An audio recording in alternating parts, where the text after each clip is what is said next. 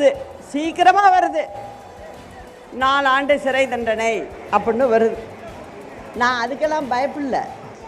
என்னோட கவனம் பூரா என்ன இருந்தது, கவர்மெண்ட்டை கலைக்க விட்டுறக்கூடாது, 1 வாரம் டைம் கொடுக்க சொல்லு, எனக்கு இங்கே வேலையெல்லாம் இருக்குது, முடிச்சுட்டு வரணும்னு. அங்கே டெல்லியில் உள்ள ஜட்ஜி என்ன சொல்லிட்டாரு, கொடுக்க முடியாது, நாளைக்கு சாயந்தரம் 6 மணிக்கு பெங்களூர் ஜெயிலுக்கு போயாகணும் அப்படின்னு சொல்லிட்டாரு.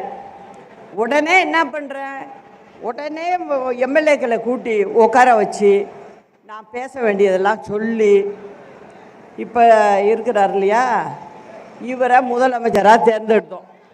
நான் பேரை சொல்லக்கூட விரும்பலை, எனக்கு வரமாட்டேங்குது. நல்லவங்கன்னா சொல்லுவேன், நல்லவங்க ஒரு சாதாரண ஆளாக இருந்தால் கூட சொல்லுவேன், இது சொல்கிற அளவுக்கு இல்லை. அதனால் நான் வாயினால சொல்லலை, உங்களுக்கே புரியும் யாருன்னு. அந்த தீர்ப்பு காதில் கேட்டு 5 நிமிஷத்துக்குள்ளே நான் இந்த வேலையை பண்ணேன். அப்போல்லாம் இவர் எப்படி என்ன அப்படிங்கிறது எனக்கு சரியாக தெரியல. அங்கே போனதுக்கப்புறம் 4-5 மந்திரிங்க வந்தாங்க என்னை பார்க்க, ஒரு 2 மாதத்துக்குள்ளே வந்தாங்க. வந்து எல்லோரும் பார்த்துட்டு பேசிகிட்டு இருந்துட்டு, அம்மா நீங்கள் சென்னை ஜெயிலுக்கே நம்ம மாற்றிக்கலாம், நீங்கள் ஏன் பெங்களூரில் இருக்கணும் அப்படின்னு கேட்டாங்க.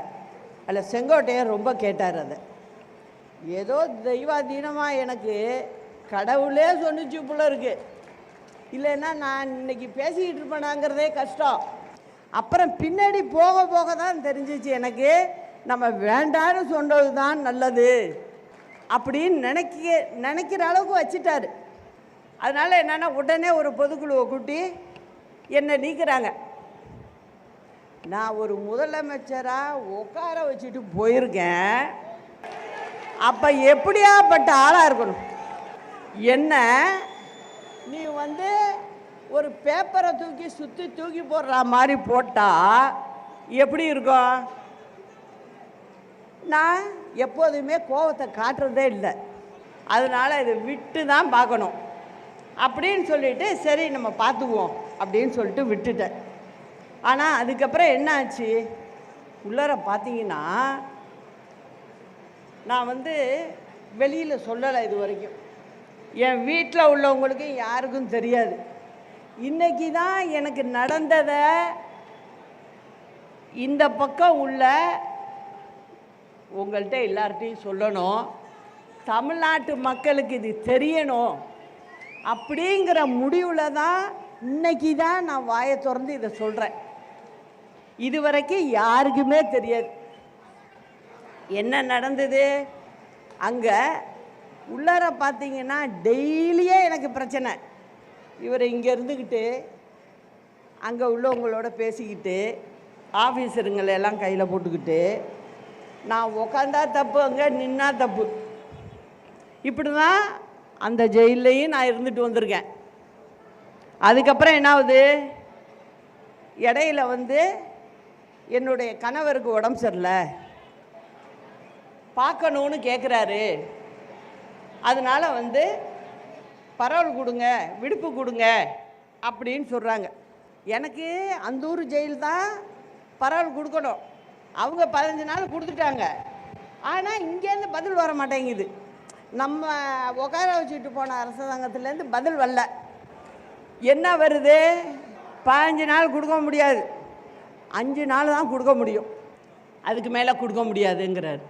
சிஎம்ஏ சொல்கிறாரு 5 நாளைக்கு மேலே கொடுக்க வேண்டான்னு. அதனால் நான் என்ன சார் பண்ண முடியும், பரவாயில்ல 5 நாள் பரவாயில்ல, நான் பார்த்துட்டு வந்துடுறேன் அப்படின்னு. அப்புறம் 5 நாள். இந்த மாதிரி நிறைய விஷயங்களில் நீங்கள் பார்த்தீங்கன்னா உட்கார வச்சவங்கள ஒரு பக்கம் முதுகுல ஒரு பக்கம் முன்புல எவ்வளவு ஈட்டியால் குத்துவாங்களோ அந்த அளவுக்கு பண்ணிட்டாங்க. சரி, இதெல்லாம் மீறி நான் திரும்ப விடுதலை ஆகி சென்னைக்கு வர்றேன். என்னை அரெஸ்ட்டு பண்ணணும், ஓசூர் தமிழ்நாடு பார்டர் வந்ததுமே என்னை அரெஸ்ட் பண்ணணுன்னு முடிவு பண்ணிட்டாங்க. அதுவும் எனக்கு செய்தி வந்துருச்சு. ஆனாலும் நான் கொடியை கழட்ட மாட்டேன், நான் வேறு வண்டி மாற்றி நான் வந்துட்டேன்.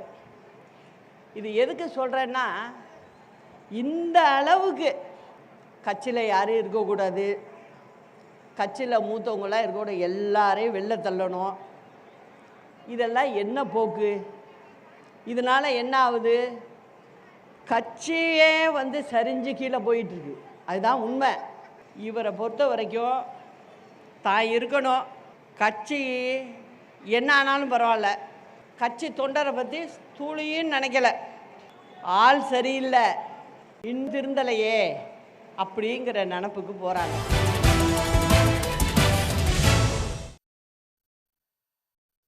வணக்கம் விவாத மேடை. அம்மையார் சசிகலா என்னென்ன குற்றச்சாட்டுகள் வச்சாங்கன்னு பார்த்தோம். கொலை செய்ய சதியில் ஆரம்பித்து என் கணவர் உடல்நலம் சரியில்லாதப்போ பரோலை கூட 15 நாள் கர்நாடகா கொடுத்தும் 5 நாளாக குறைச்சிட்டாரு எடப்பாடி பழனிசாமி, அன்னையில் இருந்த முதலமைச்சர். நான் பதவியில் அமர்த்தின முதலமைச்சர் பல குற்றச்சாட்டுகளை வச்சுருக்கிறாங்க. 9 வருஷம் காத்திருந்த ரகசியங்களை நேற்று கமுதியில் போட்டு உடைச்சிருக்காங்க. இதனால் என்னென்ன தென் மாவட்டங்களில் இதனால் அதிமுகவுக்கு புதிய நெருக்கடியாக, இதை பற்றி தான் நம்ம இன்றைய விவாத மேடையில் விவாதிக்க இருக்கோம். நம்மோட சசிகலா ஆதரவாளர் தேனி கர்ணன், ஓபிஎஸ் ஆதரவாளர் கண்ணன், வழக்கறிஞர் திரு அக்னீஸ்வரன் மற்றும் பத்திரிகையாளர் ஜென்ராம் இணைகிறார்கள்.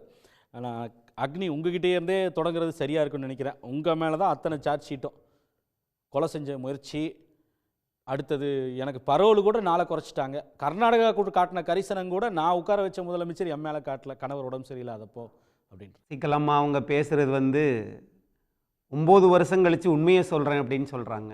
ரகசியங்கள், அது ரகசியத்தை சொல்கிறேன் அப்படின்றாங்க.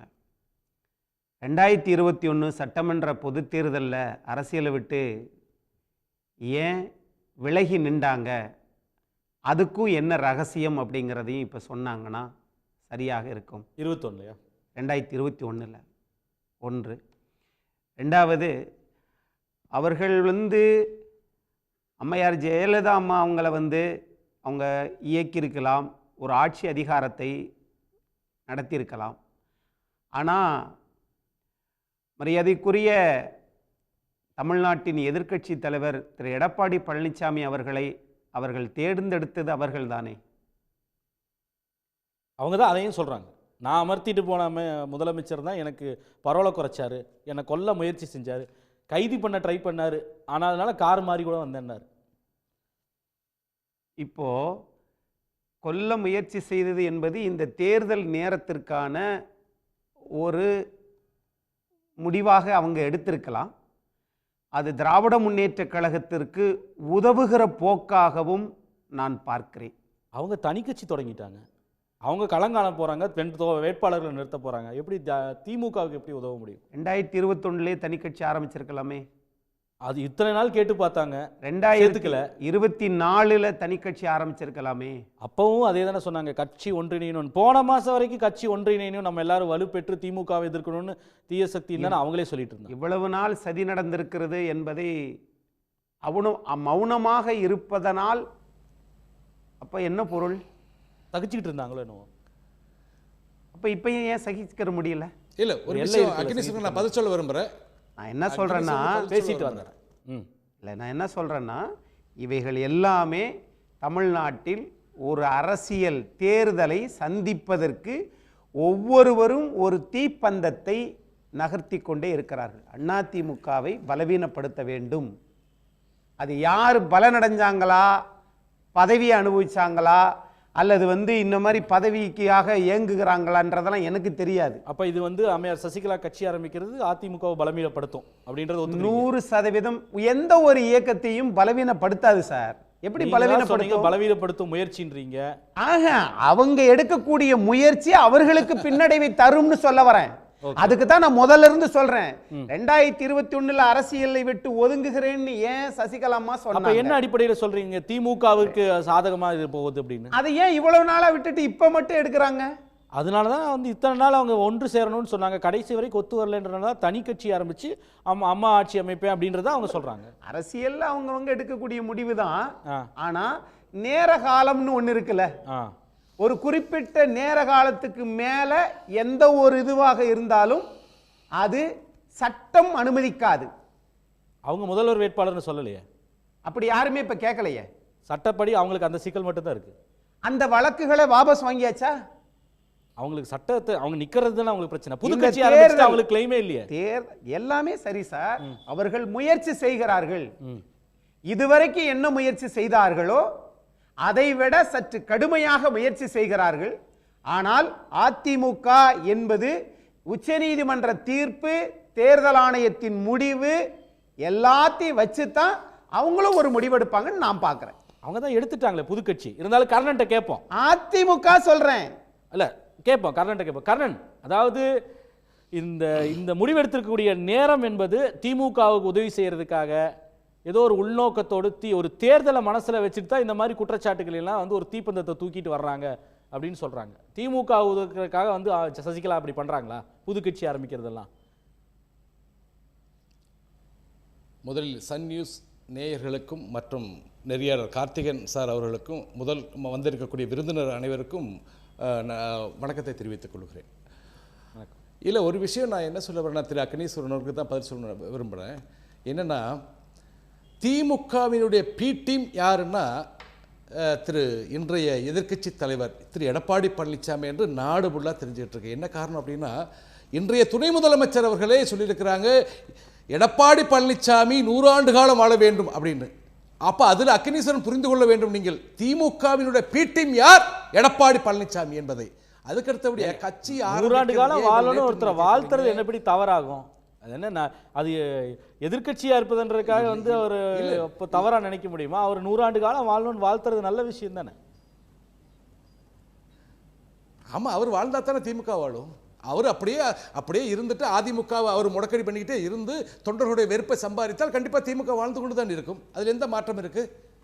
150 தொகுதிகளுக்கு மேல சுற்றுப்பயணம் மேற்கொண்டு திமுகவுக்கு எதிராக பிரச்சாரம் பண்ணிட்டு இருக்காரு. 3 கட்டத்துல வந்து தேர்தல் வாக்குறுதிகள் அனௌன்ஸ் பண்ணியிருக்காரு. நீங்க என்னடா திமுக பி டீம்னு சொல்றீங்க எடப்பாடி பழனிசாமியை பார்த்து? சத்தியம் பண்ணி சொல்லுவேன் சார், சன் நியூஸ் வாயிலாக சத்தியம் பண்ணி சொல்றேன். நான் திமுகவினுடைய பி டீம் யாருன்னா திரு எடப்பாடி பழனிசாமி. ஏன்னா இப்போ செய்தித்தாள் வாசிக்கிறவங்களும் ஊடகத்தை பார்க்குறவங்களும் கடந்த கால வாழ்க்கையை கரெக்டாக சிந்திச்சு பார்க்குறாங்க, நினச்சி பார்க்குறாங்க. இன்றைய முதலமைச்சர் மரியாதைக்குரிய திரு ஸ்டாலின் அவர்கள் தேர்தல் பிரச்சாரத்தில் என்ன சொன்னாங்கன்னா, கோடநாடு கொலை வழக்கு என்ற விஷயத்தை நான் உண்மையை கண்டறிந்து அதுக்கு யார் யார் உதவினார்கள், அதுக்கு அந்த இடத்துல யார் அதிகாரத்தை கொண்டு வருவேன்னு சொன்னாங்க. சட்டமன்றத்தில் இதை அதை வெளிப்படுத்தினாங்க. அன்னைக்கு தொடர் நடுங்கி போய் சேப்பாக்க ரோட்டில் தர்ணா நடத்தினார் எடப்பாடி பழனிசாமி. சேப்பாக்க ரோட்டில் அன்னைக்கே தெரிஞ்சு போச்சு உலக மகா குற்றவாளி யாருன்னா அந்த கோடநாடு கொலை வழக்கில் திரு எடப்பாடி பழனிசாமி. அது இந்த மாற்றம் அன்னைக்கே சசிகலா அவர்கள் சொல்லியிருக்கலாமே. அன்னைக்கே சசிகலா அவர்கள் இதெல்லாம் சொல்லியிருக்கலாம்ல. இதெல்லாம் வந்து ஒரு அவர் தான் குற்றவாளின்னு சொல்லியிருக்கலாம்.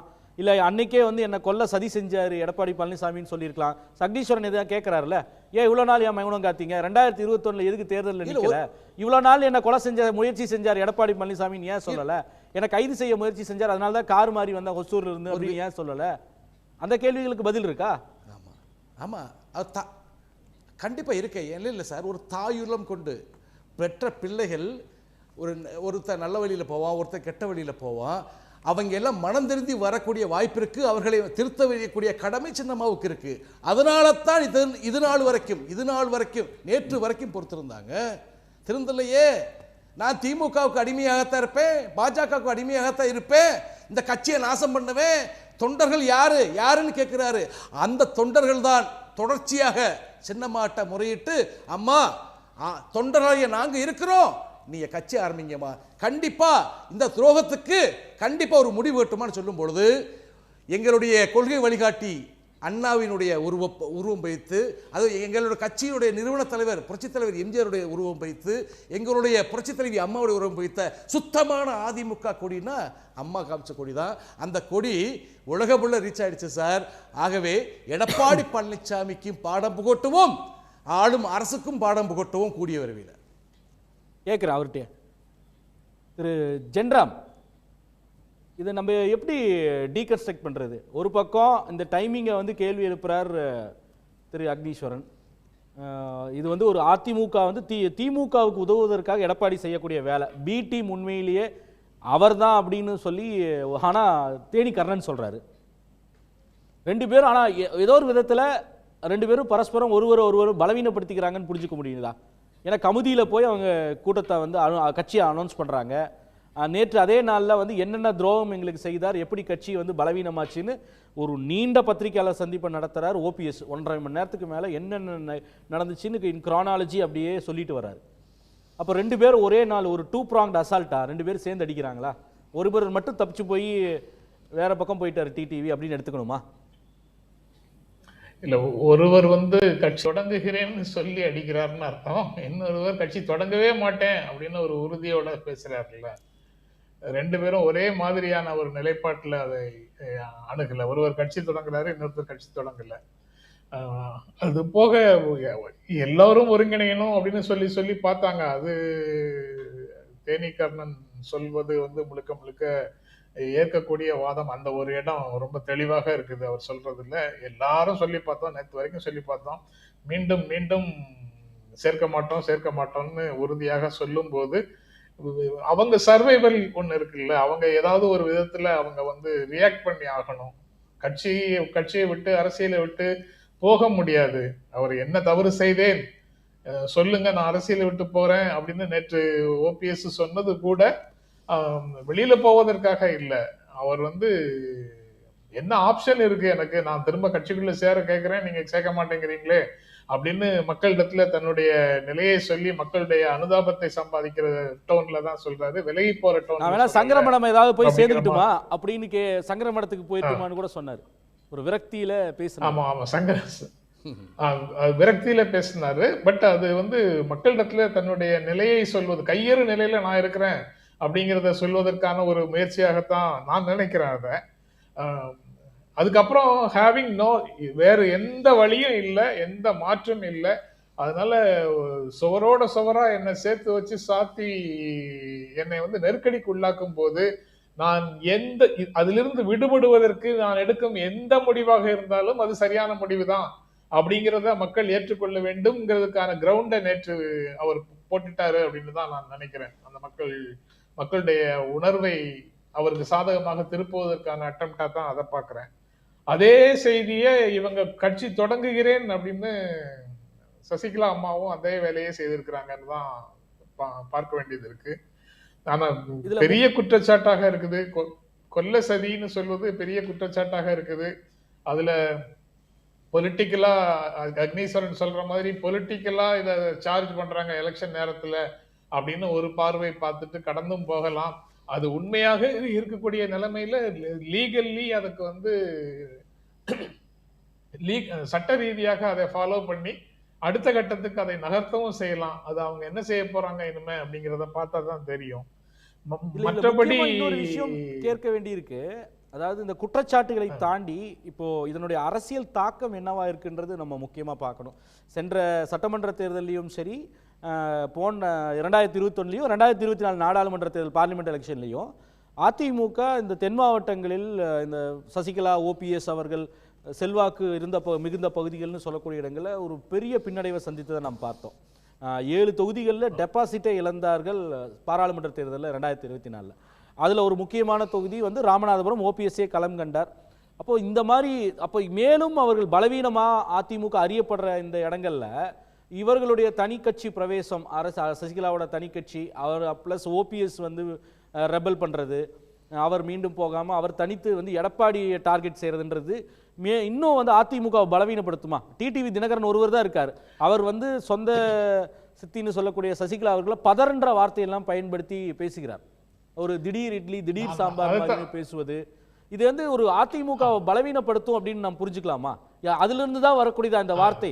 இது திமுக ஆதரவுக்காக, திமுகவுக்கு நல்லது செய்யறதுக்காக செய்யக்கூடிய ஒரு சதின்னு திரு அக்னீஸ்வரன் சொல்றதை நான் அப்படிதான் புரிஞ்சுக்கிறேன் நினைக்கிறேன்.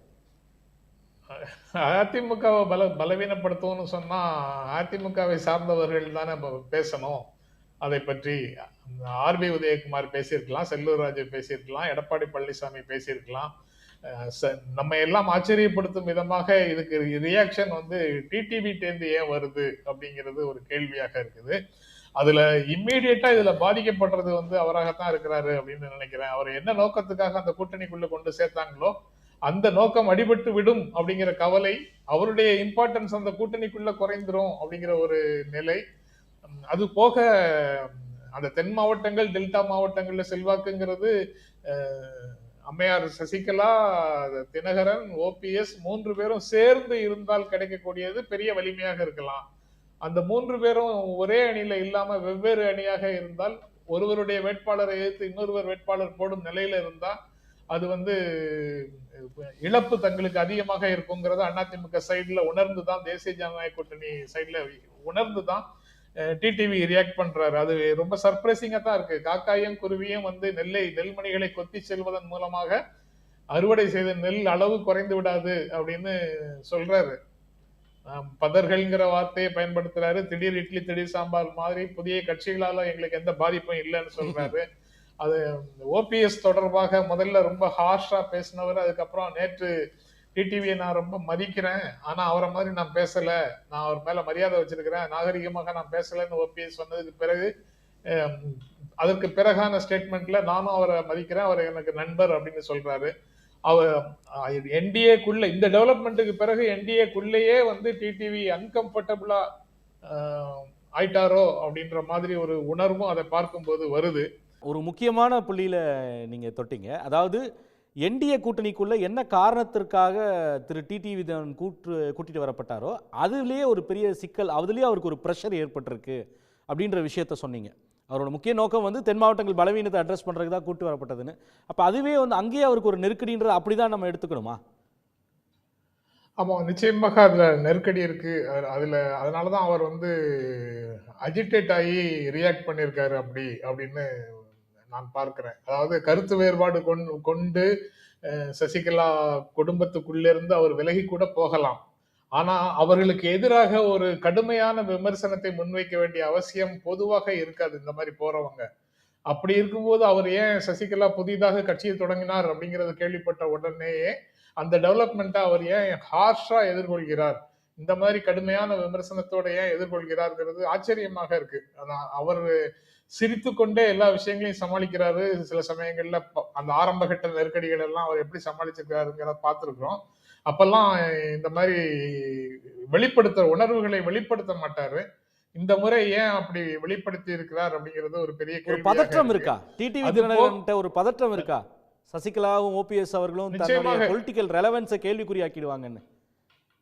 நிச்சயமாக அவர் எடுத்த அந்த முடிவு, தேசிய ஜனநாயக கூட்டணியில போய் சேரணும் அப்படின்னு எடுத்த முடிவு இப்ப மிகப்பெரிய நெருக்கடிக்குள்ள ஆயிடுச்சு அப்படின்னு தான் பாக்குறேன். அதனாலதான் முதல்ல பிரைம் மினிஸ்டர் மீட்டிங்ல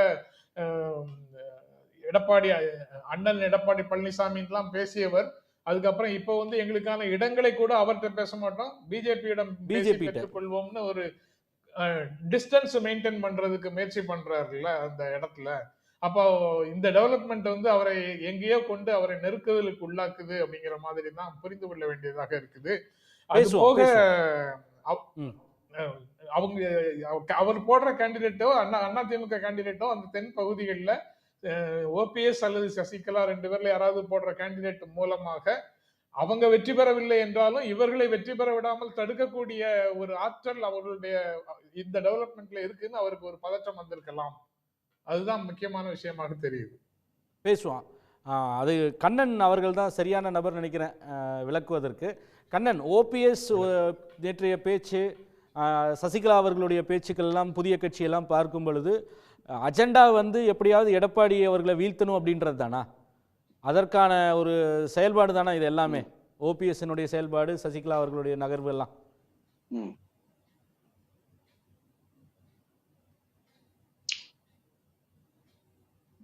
சொல்லுங்க கண்ணன். உங்களுக்கு தான். எடப்பாடி தானே அதிமுகவை சிதைத்தவர், இன்று சின்னாபின்னப்படுத்துகிறவர். அவரை வீழ்த்துவது தானே அதிமுகவுக்கு பலனை கொடுக்கும். கேக்குதா? நான் பேசுறேன். ஹலோ, கேக்குது, தொடருங்க. அதுல என்ன சந்தேகம்? எடப்பாடியை வீழ்த்துவது தானே நம்மளுடைய நோக்கம்.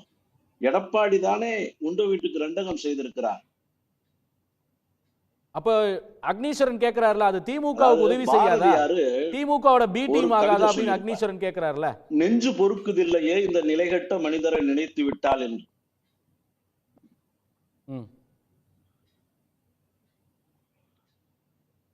சொல்லுங்க சொல்லுங்க. ஏங்க சொந்த வீடே தீப்பிடிச்சு எரியுது, இதுல எதிரி வீடு இருக்கா இல்லையாங்கிறத பத்தி நம்மளுக்கு என்ன கவலை? முதல்ல தம் வீட்டை காப்பாத்தணும் இல்லையா? இப்ப திமுகவை பார்க்க வேண்டிய டைமா இது? அதிமுகவை காக்க வேண்டிய கடமையும் பொறுப்பும் இருக்கு இல்லையா? அதான் பாரதியார் சொன்ன மாதிரி நெஞ்சு பொறுக்குதில்லை இந்த நிலைகட்ட மனிதரை நினைத்து விட்டாலுன்னு. அந்த நிலைகட்ட மனிதர் யாருன்னு பார்க்கும்போது அது அண்ணன் எடப்பாடியாத்தான் வந்து நிக்கிறார்.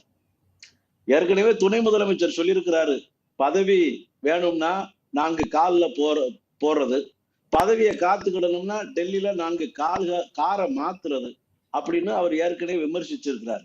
இப்படி பதவியை காத்து கொள்ளவும் பதவிக்காகவும் ஒரு மனிதர் வந்து நன்றி மறப்பதுங்கிறது எவ்வளவு பெரிய ஒரு மகா, அந்த விஷயத்தை ஏன் சொல்றது, அவ்வளவு நன்றி மறப்பது, நன்றி என்ற சொல்லையுமே துறப்பது. துரோகமே பிறப்பாய், துரோகமே வளர்ப்பாய், துரோகமே தனது வாழ்நாள் தொழிலாக செய்யக்கூடிய ஒரு நபர் அரசியல்ல இருக்கிறதுங்கிறது நேற்று இந்த அம்மாவுடைய பேச்சை பார்க்கும்போது உண்மையிலேயே வேதனையாவும், அந்த அம்மா எவ்வளவு தூரம் மனசுக்குள்ள வெந்திருப்பாங்க, நொந்திருப்பாங்க.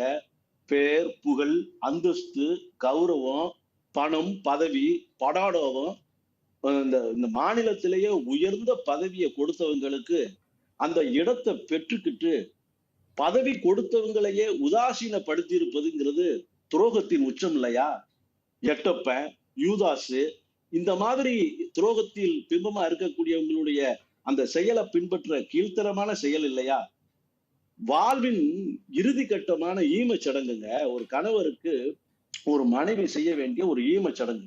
அந்த ஈமச் சடங்குக்கு 15 நாள் பரோலு கர்நாடகா காவல்துறை கொடுக்கும் போது அந்த ஈமச் சடங்குக்கு 5 நாள் தான் கொடுப்பேன், இறுதி சடங்கை கலந்துக்கிடாம தடுப்பேங்கிறதெல்லாம் ஒரு துரோகத்தினுடைய, ஒட்டுமொத்த துரோகத்தினுடைய ஒரே வடிவமா தானே எடப்பாடி இருக்கிறாரு.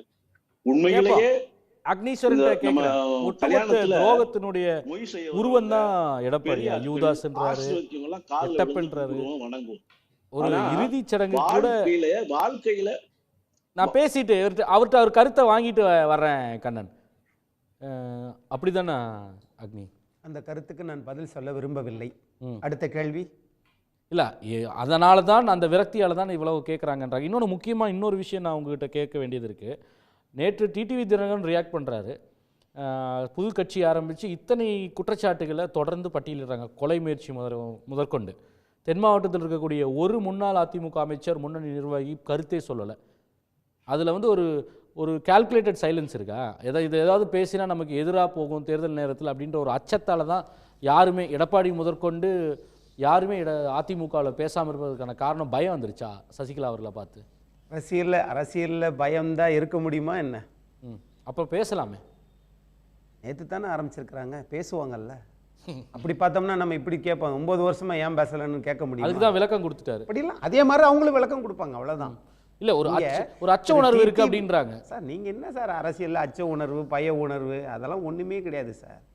எது வந்தாலும் எதிர்கொள்ள வேண்டும், அவ்வளவுதான். அதற்கு தான் அரசியலுக்கு வந்திருக்கிறோம். மரியாதைக்குரிய ஜென்ராம் சார் சொன்னாங்க, நீங்கள் திரு டிடிவி தினகரன் ஏன் வந்து இப்போ என்டிஏல இது சேர்ந்திருக்கிறாங்க அப்படின்னு. 2024 திரு டிடிவி தினகரன் அமமுகவினுடைய தலைவர் எங்கே இருந்தார்? என்டிஏல. அங்கே தான் இருக்கிறார் இப்பயும். இதில் என்ன இருக்கு? ஆகையினால நம் காலத்துக்கு அதோட மட்டும் போதுமா? அதை நம்ம சேர்த்து பார்க்க வேணாமா? சேர்த்தால் எக்காரணத்துக்கு கொண்டும் சூரியன் வந்து மாத்தி உதிச்சா கூட எடப்பாடியை முதலமைச்சர் வேட்பாளராக ஏத்துக்க மாட்டேன்னு சொல்லிட்டு ஒரு வாரம் கழிச்சு கூட்டணிக்கு மாறினால தான் அந்த கேள்வி எழுது. அவர் என்டிஏல ஏன் இருக்காருன்ற கேள்வி எடப்பாடி எப்படி ஏத்துக்கிட்டாருன்றதா கேள்விகளை கார்த்திகேயன் சார் நம்ம கேட்கலாம். ஆனால் ஒரு அரசியல் கட்சி எங்க போகணும்னு நாம தீர்மானிக்க முடியாது. பாஜக தீர்மானிக்க முடியும். கட்சி நான் அப்படி சொல்லவே இல்லையே. கட்சி தலைவர் தான் தீர்மானிப்பார். அவங்க எடுக்கிற முடிவு. அந்த முடிவுக்கு போய் நான் வந்து தடை வாங்குறேன் அப்படி போய் ஏன் அன்னைக்கு சொன்னீங்க அப்படின்னு கேட்டா கிடையாது. நம்ம எப்படி கேட்கிறோம், நாட்டில் எல்லா கட்சியும் அரசியல் கட்சி ஊழல் ஆயிடுச்சு, ஏன் நாம வந்து சுதந்திரம் வாங்கணும் அப்படின்னு கேட்டா அதுக்கு என்ன பதில்? அது மாதிரி தான் மாதிரி எல்லாம் காலத்துக்கு ஏற்றார் போல அவர்கள் முடிவை எடுப்பார்கள். அப்படிதான் நான் பார்க்கிறேன். இல்லை, இது ஒரு பாயிண்டட் கொஸ்டின். கூட்டணி கூட தொகுதி பங்கீடு கூட பிஜேபி தான் பேசிப்பாருன்னு அவர் ஜென்ராம் ஒரு விஷயத்த சொன்னார். மோடி இருந்த கூட்டத்தில் சகோதரர் அண்ணன் எடப்பாடினாரு. அதற்கப்புறம் ஆனால் வந்து தொகுதி பங்கீடு மட்டும் பிஜேபிட்ட பேசிப்பேன்னா அதற்குள்ள ஒரு மாசம் கூட அதுக்குள்ள அந்த உறவு அவ்வளவுதானா? அது என்டிஏ போட்டு ஓட்டுனது பிஜேபி. என்டிஏ திரு டிடிவி தினகரன், திரு எடப்பாடி பழனிசாமி அவர்கள் எடுக்க வேண்டிய உள்கட்சி விவகாரங்களில் அது அவ்வளவுதானா, இது இவ்வளவுதானா, அது கூட்டணிக்கு தலைவர் முடிஞ்சு போச்சா, இது அழிஞ்சு போச்சா? கூட்டணிக்கு தலைவர் யாரு? யாரா இருக்கட்டுமே, அந்த கட்சிக்கு அவங்க தான் முடிவெடுக்க போறாங்க. இப்ப என்ன நாளை கழிச்சு தேர்தல் வரப்போகுது? இல்ல வேற முடிவெடுக்கலையா? இல்ல அவரும் பதில் சொல்லிட்டாரு. எடப்பாடி பழனிசாமி சொன்னாரு பிஜேபி அவர் பேசிப்பாருன்னா கூட்டணிக்கு தலைவர் வந்து எடப்பாடி பழனிசாமி தானே, அதான் அவர் கேட்டார். நான் காங்கிரஸ் கட்சியினுடைய இதுக்கு வந்து நீங்க கூட்டணிக்கு தலைவர் தமிழ்நாடு மாண்புமிகு முதலமைச்சர் தானே. ஆமா. பிறகு எதுக்கு குழு அமைச்சீங்க? எந்த குழு? கேசி வேணுகோபால் தலைமையில எதுக்கு குழு? அந்த கட்சி சார்பா ஒருத்தவங்க வந்து பேசுறாங்க. அது மாதிரி தான் இதுவும் அந்த கட்சி சார்பா அவங்க வந்து என்ன தமிழ் மாநில காங்கிரஸா பேசுறாங்க. திமுக காங்கிரஸ்ல இருந்து திமுக தானே வந்து பேசுறாங்க. ஆமா அது மாதிரி தான். இல்ல நான் கேக்குறேன் விடுதலை சிறுத்தைகளும் இடதுசாரிகளும் போய் டெல்லியில போய் ராகுல் காந்தி தொகுதி பங்கீடு பேசுறாங்க. அறிவாலயத்துக்கு போய் தானே பேசுறாங்க. எல்லாமே அறிவாலயத்துக்கு போறதால தான் இவ்வளவு சிக்கல் இப்ப உருவாகுது. யார சொல்றீங்க? எல்லாருமே. பேர சொல்லுங்க. எல்லாருமே. அவை மக்களுக்கு தெரியாதா? எதுக்கு பேர் சொல்றது என்ன தயக்கம்? யாரு எடப்பாடி பழனிசாமியா இருக்கலாம், அம்மையார் சசிகலா எடப்பாடி பழனிசாமியாக இருக்கலாம், எல்லாருமே தான். இல்ல எடப்பாடி பழனிசாமி கூட இருக்கலாம். ஆதரவா இருந்தா அண்ணா திமுக மட்டும் தான் திமுக அக்னீஸ்வரன் எல்லாருமே அந்த எல்லாரும் இல்ல அது எடப்பாடி பழனிசாமியா கூட இருக்கலாம்னு நான் நினைக்கிறேன். அதுதான் கோடிக்கணக்கான தொண்டர்கள் சொல்றாங்க. அண்ணா அறிவாலயத்துக்கு எல்லாருமே நீங்க சொல்ற அந்த அது ஏன் முழுசா சொல்ல முடியாது, எடப்பாடி பழனிசாமியா கூட இருக்கலாம், அது எந்த மாற்றம் இல்லை. ஆகவே அதனாலதான் நான் சொல்றேன். இப்போ ஒரு விஷயம் அக்னீஸ்வரன் சொல்றேன். சரி, சின்னம்மா குற்றம் சாட்டுறாங்க. இது நாள் வரைக்கும் பெற்ற பிள்ளைகள் திருந்துவாங்களா? இவங்களாம் பிள்ளைகளாக தானே பார்க்குறாங்க. அதனால தானே எல்லாரும் அரவணைச்சு எல்லாருக்கும் பதவி கொடுத்தாங்க, எல்லாரும் வாழ வச்சாங்க, அரியணையில் ஏற்றுனாங்க. அவங்க இது நாள் வரைக்கும் பொறுத்திருந்து தன் மன வேதனையை யார்கிட்ட சொல்லுவாங்க? மக்கள்கிட்ட தான் சொல்லுவாங்க. சொல்லும்போது ஒரு கேள்வி உண்மையிலே குறிப்பிட்ட தைரியமான எனக்கு உங்ககிட்ட ஒரே ஒரு கேள்வி. அதிமுக டிடிவி தினகரன் திரு ஜென்ரா அந்த பிரச்சனையை தோடிட்டு காட்டினாரு. டிடிவி தினகரன் வந்து பதில் சொல்றாரு இமீடியட்டா. அவருக்கு ஒரு அச்சுறுத்தல் இருக்கதா நினைக்கிறார் சசிகலா அவர்களுடைய தனி கட்சியோ இல்ல ஓபிஎஸ் அவருடைய நிலைப்பாடோ. ஆனா அதிமுக முன்னாள் அமைச்சர்களோ அதிமுக இருக்கக்கூடிய தலைவர்கள் வந்து எந்த கருத்தும் சொல்வதில்லை. அது என்ன, எதனால நீங்க நினைக்கிறீங்க? அதற்கு மட்டும் நான் திரு அக்னிகிட்ட பதில் வாங்கிக்கிறேன். உங்களுடைய கருத்தை சொல்லிடுங்க தேனிகர்ணன். இல்ல சார், அவங்க மனசுல உள்ளதை கண்ணீர் மல்க பேசுறாங்க. பேசும்பொழுது எந்த ஒரு முன்னாள் அமைச்சருக்கும் ஆர்பி உதயகுமார் எடுத்தாலும் சரி, கேபி முனியசாமி எடுத்தாலும் சரி, இருக்கக்கூடிய அடிக்கடி மைக்கில் வந்து பேசக்கூடிய முன்னாள் அமைச்சர்கள், இன்றைய எடப்பாடி கூடாரத்தில் இருக்கக்கூடிய முன்னாள் அமைச்சர்கள் ஏன் பதில் சொல்லாம அண்ணே நீங்க சொல்லுங்க சொல்றாங்கன்னா, கண்டிப்பா சொல்றேன், சின்னம்மாவுக்கு எதிராக எந்த ஒரு முன்னாள் அமைச்சர் பேசுறாலும் அவன் தொகுதியில் வெற்றி பெற முடியாது. மக்கள் அந்த அளவுக்கு கொதிப்பில் இருக்கிறாங்க. ஏன்னா ஒரு பெண்மணிங்க, அவங்க ஒரு பெண்மணி 4.5 ஆண்டு சிறை கழித்து வெளிவரும் பொழுது கைது பண்ண திட்டம், கொடியை கலட்டணும், அம்மா சமாதிக்கு போகக்கூடாது, அலுவலகத்துக்கு வரக்கூடாது, ஏன் 144 தடை உத்தரவு? ஏன் உங்களை வாழ வச்சது யாது? எடப்பாடி பழனிசாமி யாருக்கு தெரியும்? சேலம் மாவட்டத்தில் ஒரு மாவட்ட செயலாளர், ஒரு அமைச்சர் அவ்வளவுதான் அம்மா கொடுத்தாங்க. முதலமைச்சர் ஆக போறேன்னு கனவுல கூட நினைக்காத ஒரு மனிதனை அந்த கொங்கு மண்டலத்துக்கு ஒரு அடையாளத்தை கொடுத்தாங்க எடப்பாடி பழனிசாமிய. அவரு என்ன சொல்றாரு? அந்த அம்மாவை சூரியனை பார்த்து நாய் குலைக்குதுன்னு சொல்றாரு. இதையும் தொண்டர்கள் கவனித்துக்கிட்டு இருக்கிறாங்க. அதே போல நிறைய பிரச்சனைகள். அதுக்கடுத்து சின்னம்மா நேற்று பேசுனாங்களே பசுமூன் கிராமத்தில் அந்த புண்ணிய பூமியில, அந்த புண்ணிய பூமியில பேசுறது தமிழகம் முழுக்க ரீச் ஆயிடுச்சு அதிமுக தொண்டர்கள் மனசுல. அவ்வளவு பிரச்சனையை ஒரு தாய் தாங்கி இருக்கிறாங்கன்னா, கண்டிப்பா சொல்றேன், பேசுறதுக்கு எவனுக்கு தைரியம் இல்லை இந்த முன்னாள் அமைச்சர்களுக்கு. டிடிவி தினகரன் அனுப்புறாங்க, நீங்க பேசுங்க, நீங்க பதில் கொடுங்க. அவர் என்னமோ ஒரு கூண்டுக்குள்ள மாட்டின மாதிரி அவர் ஏதாவது சொல்லிட்டு இருக்கிறாரு. ஏன்னா தைரியம் இல்லையா? இல்ல பேசினா தேர்தலில் வந்து ஒரு பாதகம் ஏற்படும், ஒரு பிரச்சனை வரும், நமக்கு அதுல தேர்தலில் ஒரு பின்னடைவு வரும், ஓட்டு போயிடும் அப்படின்ற பயத்தினால பேசாம இருக்காங்களா தென் மாவட்டங்கள்ல? தைரியம் இல்லை, வாக்கும் விழாது.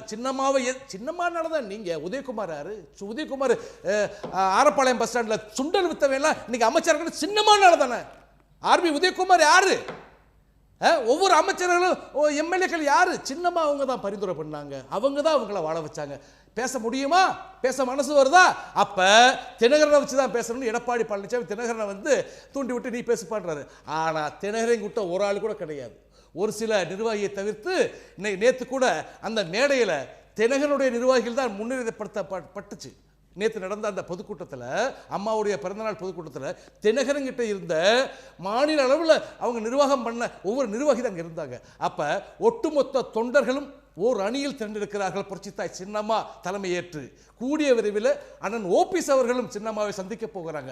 சன் டிவி வாயிலாக இது தொண்டருடைய விருப்பம், அனைவருடைய விருப்பத்தை அவர் ஏற்று சின்னம்மா அவர்களை சந்திக்க போகிறார். எடப்பாடி பழனிசாமியோட கூடாரம் காலியாக போகிறது. அமமுக கூடாரம் காலியாகி விட்டது. எடப்பாடி பழனிசாமியோட கூடாரம் காலியாக போகிறது. கண்டிப்பா திமுகவுக்கும் எங்களுடைய சின்னமாக தான் அதிமுக, எங்களுடைய இயக்கத்தினுடைய பேர் கூடிய விரைவில் சின்னம் அறிவிப்பாங்க. நாங்க தான் உண்மையான அதிமுக என்பதை நிரூபிப்போம். அதில் எந்த மாற்றம் இல்லை. சப்பக்கட்டு பழனிசாமிக்கு சப்பக்கட்டு கட்ட அக்னீஸ்வரன் வந்திருக்கிறாரு. அக்னீஸ்வரன் என்ன சப்பக்கட்டு கட்டுனாலும் மக்கள் ஏத்துக்கிற மாட்டாங்க. அக்னீஸ்வரன் நீங்க என்ன சப்பக்கட்டு கட்டினாலும், ஏன்னா உங்க தலைவர் சப்பக்கட்டு பழனிசாமி, நீங்க ஒரு சப்பக்கட்டு அக்னீஸ்வரன், அவ்வளவுதான் சொல்ல முடியும். திரு கண்ணன், உங்ககிட்ட தான் நான் கேட்கணும். முக்கியமான 2 விஷயங்கள். ஒன்று, இது சொல்லாமல் இருப்பதற்கு அச்சம்தான் காரணம், இதை பற்றி பதில் கூறாமல் இருப்பதற்கு அப்படின்றது ஒன்று.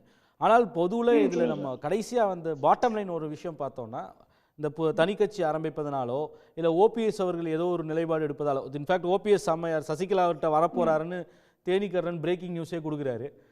அப்படி எது நடந்தாலும் சரி அது அதிமுகவை தானே பலவீனப்படுத்தும், அது திமுகவை வந்து வலுப்படுத்தும் இல்லையா? திமுக கூட்டணிக்கு எதிரான வாக்குகளை சிதறடிக்கத்தானே செய்யும் அப்படின்ற ஒரு கருத்து இருக்குல்ல. அதை எப்படி நீங்க அந்த விமர்சனத்தை எப்படி எதிர்கொள்றீங்க? நான் ஃபர்ஸ்ட் ரவுண்ட் ஆரம்பிக்கும் போதே 2 நிமிஷத்துல க்ளோஸ் பண்ணிட்டீங்க. எல்லாத்துக்கும் 2 ரவுண்ட் போயிருச்சு. அதனால இல்ல இப்ப சொல்லுங்க, விரிவா சொல்லுங்க. அதாவது என்றைக்கு பழனிசாமியை அதிமுகவில் முன்னிலைப்படுத்தினோமோ அன்றைக்கே அதிமுக பலகீனப்பட துவங்கிவிட்டது. 2017 எடப்பாடி என்கிற ஒரு நபரை அடையாளப்படுத்தியது, இந்த உலகத்திற்கு அடையாளம் காட்டியது சின்னம்மா என்பது இந்த ஊர் உலகத்திற்கு எல்லாருக்குமே தெரியும். 2017 கவிழாமல் இந்த ஆட்சியை காப்பாற்றுவதற்கு கை கொடுத்தார் என்பது ஐயா ஓபிஎஸ் தான்ங்கிறதும் எல்லாருக்கும் தெரியும். அதிமுக தலைமைக்கு எப்பெல்லாம் ஆபத்து வந்திருக்கிறதோ அப்பெல்லாம் ஆபத் பாண்டவனாக அநாத ரட்சகனாக இருந்து காத்தவர், தலைமைக்கு விசுவாசமாக இருந்தவர் ஐயா ஓபிஎஸ். அதே காரணத்தை காட்டிதான் 2017 அம்மா ஆட்சியை அம்மா கட்சியை காப்பாற்றணுங்கிற ஒரு ஒத்த சொல்லுக்காகத்தான் அவர் மீண்டும் எடப்பாடியை அவர்களும் பேசியிருந்தாங்க. அப்படி எடப்பாடியை அடையாளப்படுத்தியவர்களை, அடையாளம் தந்தவர்களின் அடையாளத்தவே அழிக்க நினைப்பது நரகாசுரனின் நாசகார செயல் அல்லவாது? வரம் தந்தவரின் தலையிலேயே கை வைப்பது என்பது எப்படி இருக்கு? தரங்கட்ட செயலாகத்தானே அது பார்க்கப்படுது. தாய் என்றும் பாராமல், தாய் குலம் என்றும் கருதாமல், அந்த தாய் உள்ளத்தை தாங்க முடியாத பள்ளத்துல தள்ள நினைப்பதுங்கிறது எவ்வளவு பெரிய வேதனையான செயல். நேத்து அந்த கேட்கும் போது 9 ஆண்டுகளாக அந்த அம்மா வேதனையை எப்படி மனசுக்குள்ள பூட்டி வச்சிருக்கிறாங்க.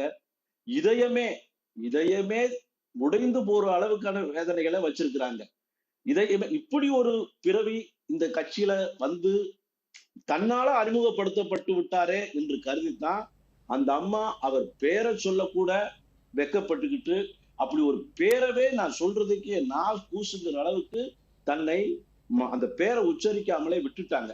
அந்த அளவுக்கு மோசமானதா ஆட்கள்ல முக்கியமான ஆளா இருக்கிறவர் தான் அந்த எடப்பாடிங்கிறவர். அவருக்கு போய் தினகரன் ஆதரிச்சுக்கிட்டு, தினகரன் என்ன சொன்னாரு? நான் எடப்பாடியோட சேர்வது என்பது தூக்கில் மாட்டி சாவதற்கு சமம், எடப்பாடியோட சேர்வதற்கு தூக்கில தொங்கிடலாம், இப்படி ஒரு துரோகி கூட யாராவது போய் இணைய முடியுமான்னு சொன்னாரு. இப்ப தூக்கில மாட்டி யாரு சாகணும்? அவருக்காக கேட்டவங்க சாகணுமா இல்ல சொன்னவர் சாகணுமா? அவர்தான் இன்னைக்கு சசிகலா அவர்கள் வந்து பதர்னு சொல்றாரு. திடீர் சாம்பார் மாதிரி கட்சி ஆரம்பிக்கிறாங்க, அது காரியமாகாதுங்கிறாரு. ஐயா தினகரன் அவர்களே, பழைய சாம்பாரு திடீர் இட்லி திடீர் சாம்பார் தான் சார் சுவைக்கும் ருசியா இருக்கும். பழைய சாம்பார் பழைய சட்டிலாம் கெட்டு போயிடும், ஊசி போயிடும். கெட்டு போச்சு. அது இட்லி தான் ஃப்ரெஷ்ஷா இருக்கணும், சாம்பார் சட்னி தான் ஃப்ரெஷ்ஷா இருக்கணும். சரி, இந்த அம்மாவோ ஐயா ஓபிஎஸ் அவர்களோ என்ன முடிவை எப்படி வேணாலும் எடுத்துட்டு போறாங்க. உங்களுக்கே இவ்வளவு பதற்றத்தை கொடுக்கு. ஆக தென் மாவட்டம் மட்டுமல்ல, தமிழகத்தினுடைய மக்கள் மனநிலை பல்சே என்ன சொல்லுது? எடப்பாடியை எந்த நிலையிலும் ஏற்றுக்கொள்ள கூடாது. யாருமே எடப்பாடியினுடைய தலைமைய விரும்பல. அதனாலதான் 8 தோல்வி எடப்பாடி, 10 தோல்வி பழனிசாமி என்று அன்போடு அழைக்கப்பட்டுக்கிட்டு இருக்கார். சரி சார், நான் தெரியாம கேட்கிறேன் சார். உலகத்திலேயே தன்னை அடையாளம் காட்டியவர்களை, அடையாளப்படுத்தியவர்களை, குருவை, சிஷ்யர்களோ அடையாளம் காட்டியவர்களை, அடையாளப்படுத்தப்பட்டவர்கள் யாராவது கேவலமா பேசியிருக்கிறாங்களா? அவங்கள மரியாதை குறைவா நடத்தியிருக்கிறாங்களா? பேரறிஞர் அண்ணா அவர்கள் பெரியாரை கடைசி வரை தலைவராகவே ஏற்றுக்கொண்டார். அண்ணாவை பெரியார் 2 பேத்துக்கும் கருத்து முரண் இருந்தது என்பது எல்லோருக்கும் தெரியும். ஆனால் கருத்து வேறுபாடு தனி, என் கொள்கை தலைவன் பெரியார் தான் என்று அண்ணா சொன்னார். அண்ணாவை ஐயா கலைஞர் கருணாநிதி அவர்கள் தன் அண்ணனாக மட்டுமல்ல குருவாகவே ஏற்றுக்கொண்டார், என்னை அடையாளப்படுத்தியவர் என்று. புரட்சி தலைவர் படங்களில் அண்ணாயிசம், அண்ணா கொள்கை, திராவிட சிந்தனை, அச்சம் என்பது அவரை அடையாளம் காட்டினவர்களுக்கு அவர் விசுவாசமா இல்லைன்னு சொல்றீங்க. பட் ஆனால் நீங்க என்ன சாதிச்சிட முடியும்? ஒரு தீர்க்கமான முடிவெடுப்பது இல்ல ஓபிஎஸ்ஓ, குறிப்பா ஓபிஎஸ் ஒரு தீர்க்கமான முடிவெடுப்பதில்லை. இவர்கள் தொடர்ந்து குற்றச்சாட்டு வைக்கிறாங்க. அதுக்கப்புறம் வந்து தர்ம யுத்தம்லாம் பண்ணினாலும் கடைசியில் வந்து ஒன்று சேர்ந்துக்கிறாங்க, இல்லை கட்சியை ஒன்றிணைவோம்னு தான் சொல்றாங்களே ஒழிய, இன்றுதான் ஒரு முடிவு எடுத்து அம்மையார் சசிகலா அவர்கள் தேர்தலுக்கு 1 மாதம் முன்பு தான் இப்போதான் கட்சியை ஆரம்பிச்சிருக்காங்க. அப்போ இவர்கள் இந்த காலம் தாழ்த்துவது, இந்த டிசைசிவ்னஸ், தீர்க்கமாக முடிவெடுக்காதது, அப்படின்னு தீர்மானமாக முடிவெடுக்காதது, இதெல்லாம் தான் அவர்களோட வெற்றியை கொடுக்காம போகுது. இதனால அவர்களுக்கு பின்னடைவு தான் வரும். ஒரு சலசலப்பை ஏற்படுத்தலாம், பெரிய தாக்கத்தை ஏற்படுத்தாதுன்றாங்கல்ல.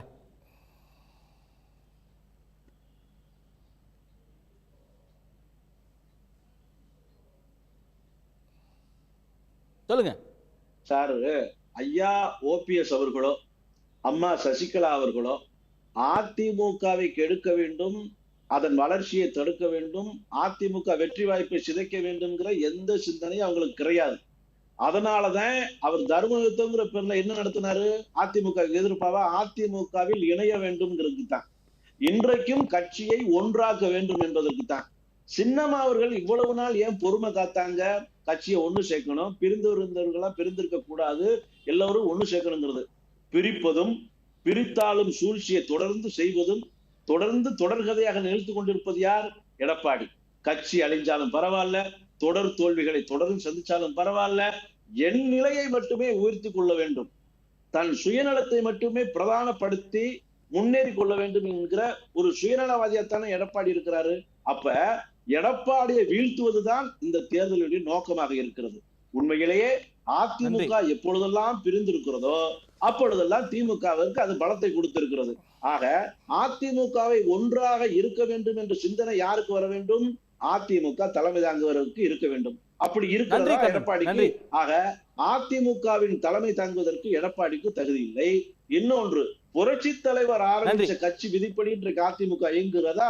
10 மாவட்ட செயலர், அதாவது ஒரே நிமிஷம் புரட்சி தலைவர் ஆரம்பிச்ச கட்சியோ, அதிமுகவுக்கு உகந்ததா இருக்காது. ஆனா அதுக்கு எடப்பாடிக்கு அந்த புரிதல் இல்ல, சுயநல போக்கோடு இருக்காருன்னு சொல்லி அவர் மீது குற்றச்சாட்டை வைக்கிறீங்க.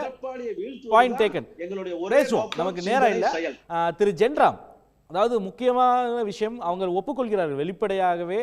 ஆமா, திரு எடப்பாடி அவர்கள் வீழ்த்துவது தான் வியூகன்னு. பசும்பொன்ல எப்படி மூவரா சேர்ந்து சொன்னாங்களோ, இந்த முறை சசிகலா அவர்களும் ஓபிஎஸ் அவர்களும் வெளிப்படையாக சொல்கிறார்கள்.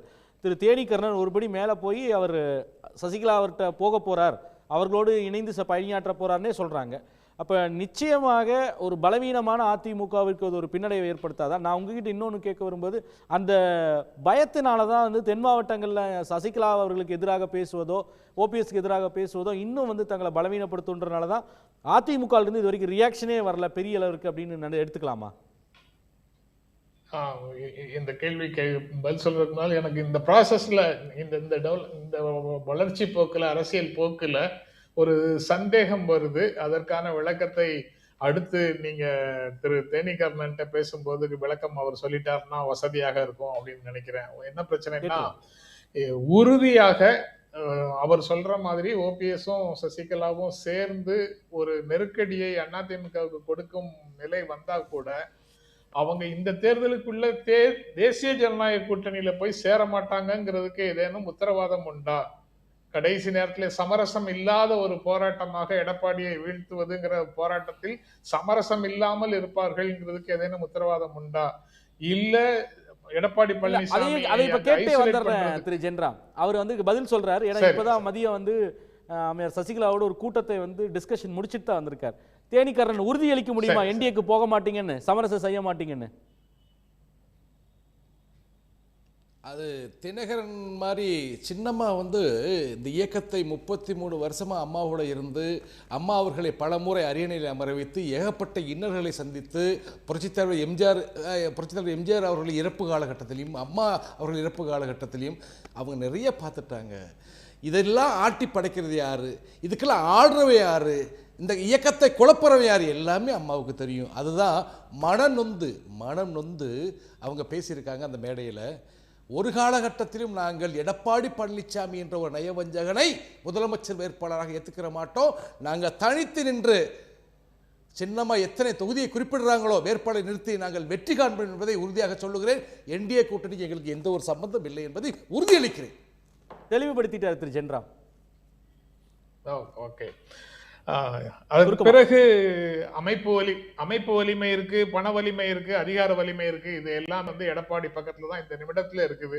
அதையெல்லாம் தாண்டி அவரை எதிர்த்து போராடுவது அப்படிங்கிற ஒரு முடிவோட அவங்க உள்ள வந்திருக்கிறது ஒரு வகையில முன்னேற்றமான நிலை தான்.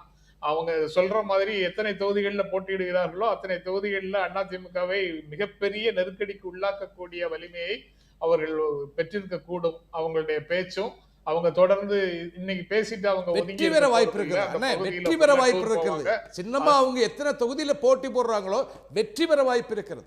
Point taken. முடிச்சிருங்க திரு ஜென்ராம். வெற்றி பெற வாய்ப்பு இருக்குது அப்படின்னு திரு கர்ணன் சொல்றாரு. பட் அது வந்து வெற்றி பெறுவதற்கான வாய்ப்பை இந்த மல்டி கார்னர் கண்டெஸ்ட்ல அவங்களால பெற முடியுமா அப்படிங்கிறது ஒரு கேள்வி. ஆனா மிகப்பெரிய நெருக்கடியை அதிமுகவுக்கு உருவாக்க முடியும் அப்படிங்கிறத நான் முழுமையாக ஏத்துக்கிறேன். அது கண்டிப்பாக அப்படித்தான் இருக்கும்னு நான் நினைக்கிறேன். அது இது எல்லாமே அதிமுக ஜெயலலிதா காலத்து அதிமுகவுக்கு உள்ள இருக்கக்கூடிய உள் விவகாரங்கள். எந்த விஷயத்தை பத்தியும் கவலைப்படாம திராவிட முன்னேற்ற கழகமும் அதனுடைய கூட்டணியும் ஒரு பக்கம் வேலை பார்த்துக்கிட்டே போயிட்டு இருக்கிறாங்க. அதனால அவங்க வெற்றி பெறுவது எவ்வளவு தூரம் சாத்தியம்ங்கிறது தெரியல. ஏன்னா திமுகவை எதிர்க்கக்கூடிய சக்திகள் தான் பிரிந்து நிற்கின்ற காரணத்தினால தேர்தல் களம் முழுக்க திமுகவுக்கு சாதகமாக இந்த நொடி வரைக்கும் இருக்கு. வேறு வித்தைகள் தெரிந்தவர்கள் புதிதாக தமிழ்நாட்டுக்குள்ள வந்து நாளை மறுநாளோ என்னென்னலாம் செய்ய போறாங்கிறது தனி கதை. அதுல என்ன நடக்க போகுதுங்கிறது இன்னும் சில நாட்கள் இருக்கு, பேசுவோம், பார்ப்போம். இன்னும் சில நாட்கள் இருக்கு. அந்த வித்தைகள்லாம் வந்து களத்துக்கு வருதான்னு. ஏன்னா நேற்று வரை 4 முனை போட்டின்னு நினைச்சிட்டு இருந்தோம். இப்போ புதிதாக 5வது முனையாக நாங்களும் வருகிறோம்னு வந்து களத்துக்கு அம்மையார் சசிகலா வருகிறார்கள். என்ன தாக்கத்தை ஏற்படுத்த போறாங்க, இல்லை ஒருவேளை சமரசங்கள் நீங்கள் சொன்னது போல வெளியிலிருந்து வருவர்களுடைய வித்தையால மாறப்போகுதா அப்படின்றதெல்லாம் இன்னும் வரக்கூடிய நாட்களில் ஓரிரு வாரங்களில் முழுமை பெற்றுவிடும். நமக்கு ஒரு தெளிவு கிடைச்சிவிடும். பொறுத்திருந்து பார்ப்போம். கருத்து தெரிவித்த அனைவருக்கும் நன்றி. மீண்டும் சந்திப்போம். இது விவாத மேடை. உடனுக்குடன் செய்திகளை தெரிந்து கொள்ள சன் நியூஸ் பெல் ஐகானை கிளிக் பண்ணுங்க.